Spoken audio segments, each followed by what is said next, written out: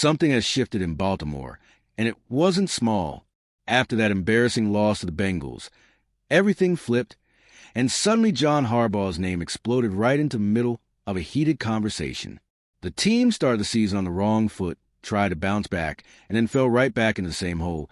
And now even major voices in the national media are saying Harbaugh might be coaching for his job. All of this while the offense stalls, injuries pile up, and the toughest stretch of the schedule kicks in at the worst possible time. And that's where things get serious. These next games don't leave any room for mistakes. The pressure is at the highest point of the Harbaugh era, and the question nobody wanted to say out loud is becoming impossible to avoid. Has the time finally come to fire the coach who's led this franchise for almost 2 decades? There's a lot happening all at once, and what comes next could reshape the entire future of the Ravens. That 32-14 loss to the Bengals hit like a bucket of ice water and left the team's atmosphere feeling completely off. It was the kind of game where nothing works, everything feels out of sync, and by the end you're stuck with that sinking feeling of, this couldn't have happened now. And whenever a team loses like that, especially in a season already filled with confusion, the first person people look at is always a head coach. What makes it even worse is how the season started. The Ravens opened the year losing 5 of their first 6 games, the type of beginning that drains confidence and sends every alarm ringing. The team eventually battled back, won 5 of their last 6, and jumped right back into the division race. But that latest punch from the Bengals brought all the old doubts right back to the surface. It felt like they took 2 steps forward and suddenly 3 steps back. And it's exactly because of this roller coaster that all the spotlight is locked on John Harbaugh right now. He's experienced. He's seen everything in the NFL. But even that doesn't stop the questions that start rising when the team collapses in a key moment. People start wondering if the team is being prepared the right way, if the decisions are right, if the direction still feels solid, and all that lands straight on the coach's shoulders, whether he likes it or not. But the real point here is, this pressure didn't come out of nowhere. It built up because the team keeps swinging between good and bad moments, and because some major voices started speaking up publicly. And that's where things get sensitive, because it's not just fans anymore. Big names in national sports media are saying heavy things. And that leads directly into the next part, because someone very well known decided to speak on this, and he didn't hold back. When a major media figure jumps into the conversation, everything instantly feels bigger. And that's exactly what happened when Fox Sports commentator Nick Wright weighed in on John Harbaugh's situation. He didn't sugarcoat anything. He said Harbaugh should be coaching for his job over these final games, making it clear he thinks the moment is truly critical. That comment lit an even bigger fire under the debate, because it's not every day someone on his level goes that hard at such a respected coach. The way Nick worded it made it feel like the Ravens are walking a tightrope. He made it clear that even if Baltimore reaches the playoffs, it wouldn't mean anything if they look as unstable as they did against the Bengals. The message felt like, it's not enough to qualify. You have to show this team can actually compete. Comments like that shift public perception fast, and they crank up the pressure inside the building even more. And when influential voices treat a coach's job like it's genuinely at risk, the echo spreads quickly. Other analysts comment, other shows replay it, and suddenly what started as one question becomes a national storyline. That changes everything around the team, because now even the smallest mistake becomes fuel for more criticism. And when that storyline snowballs, Harbaugh's past naturally becomes part of the discussion.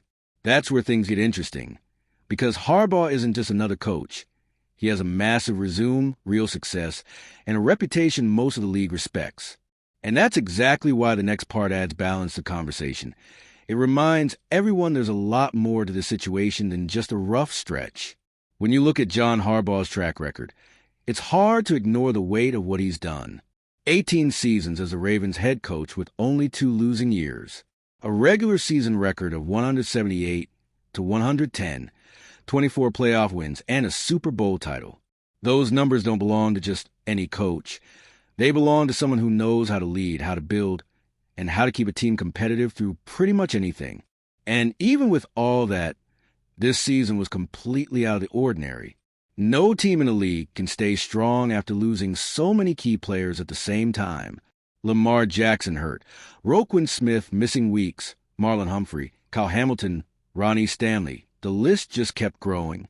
When players like that go down, the entire structure feels it, and every plan turns into a patchwork emergency. It's the kind of situation that would break teams with far more depth. What makes it even worse is how those injuries destroy rhythm, chemistry, and confidence. Every week felt like it opened with another starter in the medical room, and that completely changes what a coach can realistically do. You can't expect consistency when your leaders are watching from the sidelines. Harbaugh was dealing with all of this while still trying to keep the team competitive, and that has to matter in this conversation. Still, even with injuries being such a huge factor, there's one part of the season that really started bothering people: the offense. And that's the part that became the center of the debate, turning the pressure on Harbaugh even higher. All right, we're already past the halfway point of this video, but before we continue, I noticed you haven't left a like yet. It's really important because it helps YouTube keep showing you my content so I can keep bringing you the best news about the Baltimore Ravens. So go ahead and hit that like button. It's free and it really helps. Thanks. Now let's get back to it. In the last few weeks, the Ravens' offense has completely lost its rhythm. They haven't been able to find any consistency, and it shows most clearly in Lamar Jackson's performance. He's coming off 4 straight games completing under 60% of his passes, with just 1 touchdown and 3 interceptions in that stretch. Those numbers don't match the standard he usually sets, and it creates the feeling that something deeper is going wrong. This shaky offensive stretch doesn't just hurt the scoreboard, it ramps up the pressure on Harbaugh. When the offense loses its identity, people immediately start questioning preparation, adjustments, play calling, and everything tied to how the team operates. Even with so many injuries, this unit had been finding ways to stay alive. But now the issues are right in the spotlight, and it makes the entire environment even more tense. And that's where the dilemma hits full force. On one side, you have Harbaugh's entire legacy, his leadership, his experience, everything he's built. On the other, you have a point in the season where the offense can't respond, and that always circles back to the head coach. Respect doesn't erase questions, and when the team stops producing, those questions get louder fast. And as if all of this wasn't enough, what's coming next makes the situation even tougher. The Ravens' remaining schedule isn't forgiving at all, and that leads into the next section, where the pressure and doubts only grow. The final stretch of the season offers zero room for mistakes.